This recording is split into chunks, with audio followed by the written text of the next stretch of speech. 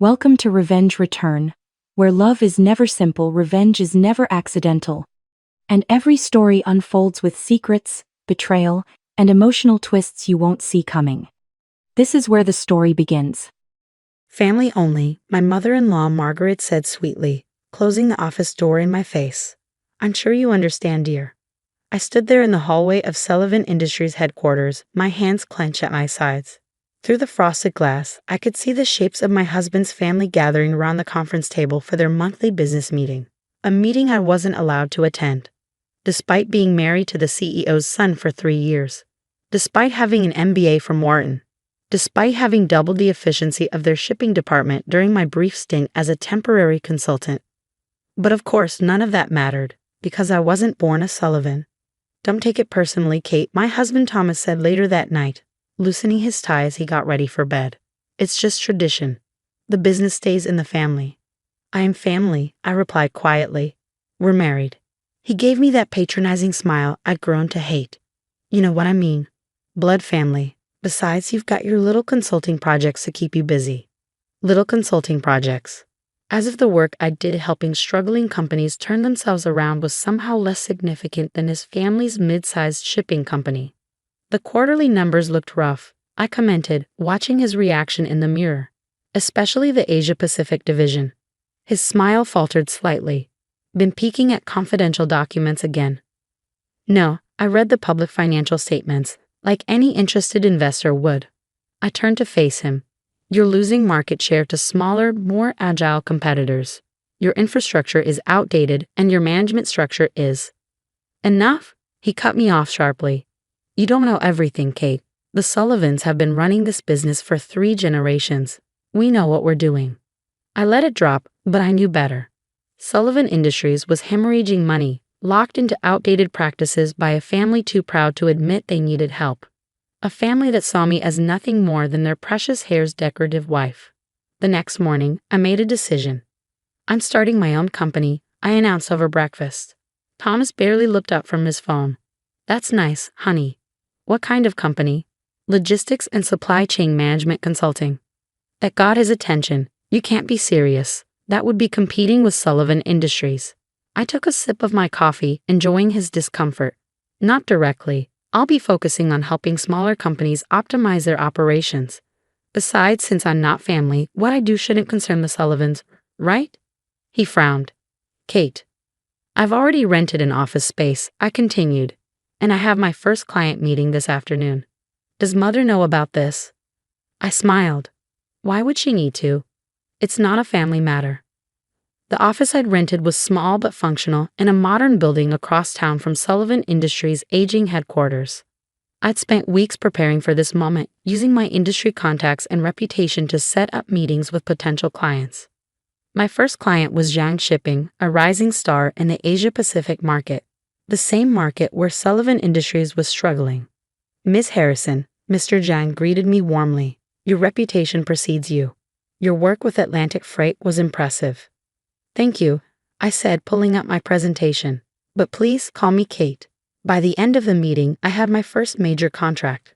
Within 6 months, Phoenix Logistics was handling consulting for 3 of the fastest-growing shipping companies in Asia. Our innovative approaches and cutting-edge technology solutions were making waves in the industry. Thomas, meanwhile, grew increasingly distant. He spent more time at Sullivan Industries, attending endless family meetings where they presumably discussed their declining market position. You could help them, you know, my best friend Sophia said over lunch one day. Save the family business. I shook my head. They don't want my help. They made that very clear. I paused, considering, but maybe they'll accept help from someone else. That evening, I registered a new company, Avalon Partners, a private equity firm specializing in acquiring and turning around struggling logistics companies. The ownership was carefully hidden behind layers of shell corporations. As Phoenix Logistics grew, I quietly built Avalon's war chest. Every successful consulting job, every innovative solution we developed, brought me closer to my goal. Then came the news I'd been waiting for. Sullivan Industries is looking for investors, my source at Goldman Sachs informed me. They're hemorrhaging cash. Word is they'll consider any serious offer. I smiled, thinking of all those closed doors, all those family-only meetings. Set up a meeting, but use Avalon's attorneys. I don't want the Sullivans to know who they're really dealing with. 2 weeks later, I sat in my office reviewing Avalon's offer to Sullivan Industries. The terms were generous but came with conditions: complete restructuring of management, modernization of systems, and new blood in key positions. My phone buzzed, a text from Thomas. Family emergency meeting tonight. Don't wait up. I could imagine the scene, the Sullivan family gathered around their conference table, Margaret at the head, all of them trying to figure out how their precious family empire had come to this. Time to head over, I told my assistant. She looked confused. To Sullivan Industries. I thought the Avalon meeting wasn't until tomorrow. I smiled, gathering my things. It's not, but I have a family meeting to crash. The security guard at Sullivan Industries recognized me, nodding as I walked in. The old building was quiet at this hour, most employees gone home. But light spilled from under the main conference room door, along with the sound of raised voices. I took a deep breath, straightened my jacket, and opened the door. The arguing stopped immediately. Every Sullivan face turned to stare at me. Thomas, his mother Margaret, his brothers Peter and James, their wives, who were apparently family enough to attend, and old Gerald Sullivan himself, patriarch of the clan. Kate. Thomas stood up. What are you doing here? This is a family meeting, yes, I know. I walked to the head of the table, opposite Margaret, and we have a lot to discuss. How dare you? Margaret sputtered.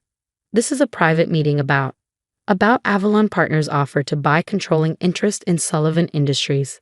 I placed my briefcase on the table. Yes, I know all about that. Thomas frowned. Have you been spying on us? No, I said calmly. I've been waiting for you to finally admit you need help. I pulled out a folder and slid it across the table, and now I'm here to offer it. Old Gerald picked up the folder, his hands shaking slightly as he opened it. What is this? That, I smiled, is proof that I own Avalon Partners. And tomorrow morning, I'm going to make an offer to buy Sullivan Industries. The silence that followed was deafening. This is ridiculous, Margaret said, but her voice trembled slightly. You can't possibly have the resources to buy Sullivan Industries. I pulled out another document. Phoenix Logistics made $40 million in profit last year. Avalon Partners manages a $2 billion investment fund. Would you like to see the proof? Peter, Thomas's older brother, snatched the paper from his mother's hands. These numbers can't be real. You're just a what, Peter? A woman? An outsider? Someone not good enough to sit in your precious family meetings? I leaned forward. While you were all busy protecting your traditions, I was building something bigger than Sullivan Industries could ever be. Why are you doing this? Thomas asked quietly. He looked lost, like he was seeing me for the first time. To hurt us? For revenge? I softened my tone slightly. No, Thomas. I'm doing this to save the company you all claim to love so much. I gestured at the financial reports spread across the table. You're 3 months away from bankruptcy. Your Asia-Pacific division is bleeding money. Your technology is a decade behind the competition, and your management structure is a mess. Old Gerald cleared his throat. And what exactly do you propose to do about it? All eyes turned to the Sullivan patriarch. In his prime, Gerald had built Sullivan Industries from a small regional player into a national force. But he'd spent the last decade watching his children slowly dismantle his legacy. I propose, I said, to do what I've been trying to do for 3 years.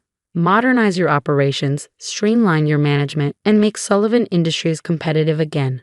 By taking control from the family, Margaret's voice dripped with disdain. No, I corrected. By saving it from the family. I opened my laptop and pulled up a presentation. This is what Sullivan Industries could be. I've already implemented these systems at 3 of the fastest growing shipping companies in Asia. Your competitors are evolving. You need to evolve too. And if we refuse your offer, James, the youngest Sullivan brother, asked. Then I'll watch you go bankrupt, buy the assets at auction for pennies on the dollar, and implement my plans anyway. I met each of their eyes in turn. The only difference is whether you want to be part of the solution or part of the problem. Margaret stood up abruptly. This is outrageous. Gerald, you can't seriously be considering. Sit down, Margaret. Old Gerald's voice carried the weight of decades of authority. She sat. He turned to me, his weathered face unreadable. You've built all this in just 3 years? Yes. while my children were busy excluding you from meetings and protecting their turf. Yes. A slow smile spread across his face. The first real smile I'd seen from him in years. Well done, Father, Margaret protested. He held up a hand, silencing her. I've watched you all slowly destroy everything I built because you were too proud to admit when you needed help. Too convinced that being born a Sullivan made you automatically qualified to run a modern shipping company. He looked at me with newfound respect. Meanwhile, the one person who could have helped us was sitting right here, being told she wasn't family enough. Thomas reached for my hand under the table. I pulled away. The offer expires tomorrow at noon, I said, standing up. If you accept, we'll begin restructuring immediately. If you refuse, I shrugged. Well, I hear bankruptcy court is unpleasant this time of year. I walked to the door, then turned back. Oh, and one more thing. If you accept, the first change will be ending the family-only policy for meetings. Merit, not birth, will determine who sits at this table. The next morning, I arrived at my office to find Thomas waiting outside. How long? He asked as I unlocked the door. How long what? How long have you been planning this? I considered the question as I made coffee. I wasn't, at first. I just wanted to build something of my own since your family made it clear I wasn't welcome in their business. I handed him a cup. But when I saw how successful Phoenix Logistics was becoming, while Sullivan Industries kept declining, well, let's just say opportunity knocked. You could have told me. Like you told me about all those family meetings, all those decisions that affected our future. I sat down at my desk. You made your choice, Thomas. You chose your family's traditions over your wife's abilities. Now I've made mine. He stared into his coffee cup. I'm sorry. I know, and I did know. Thomas wasn't a bad person, just someone who'd never learned to stand up to his family. But sorry isn't enough anymore. Things have to change. And if they don't accept your offer, then Phoenix Logistics will continue growing, Avalon Partners will find other investments, and Sullivan Industries will become another cautionary tale about family businesses that couldn't adapt. My phone buzzed. A message from Gerald Sullivan's private number. The board has voted. We accept your terms. When can you start? I showed Thomas the message. Looks like you got a new boss. What about us? He asked quietly. That depends, I replied. Are you ready to see me as more than just your wife? To treat me as an equal partner, not just in marriage but in business?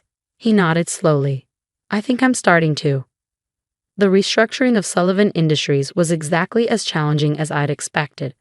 Margaret resigned rather than work under my leadership.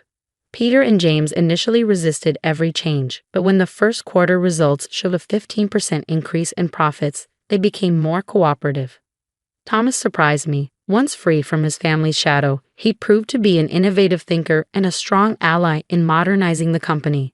Our marriage, strained for so long by his family's dynamics, began to heal as we worked together as true partners. 1 year later, I sat in a Sullivan Industries conference room, now modernized with state-of-the-art technology, leading the monthly strategy meeting. Around the table sat a mix of Sullivan family members and outside executives, all chosen for their skills rather than their last names. Quarterly results are in, I announced.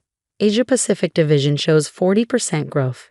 European expansion is ahead of schedule, and our technology platform has been rated top in the industry. Old Gerald, who'd stayed on as an advisor, beamed from his seat near the door.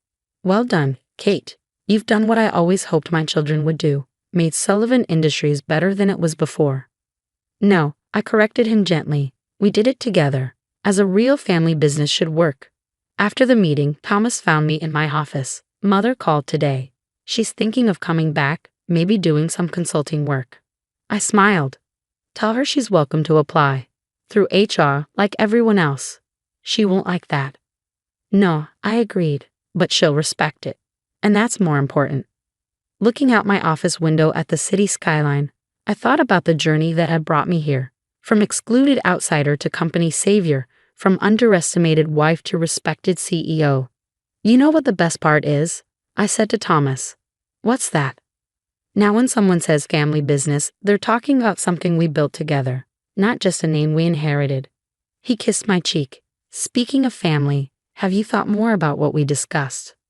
I rested a hand on my still flat stomach, smiling. Yes, and this time, Our child will never have to worry about being family enough for anyone.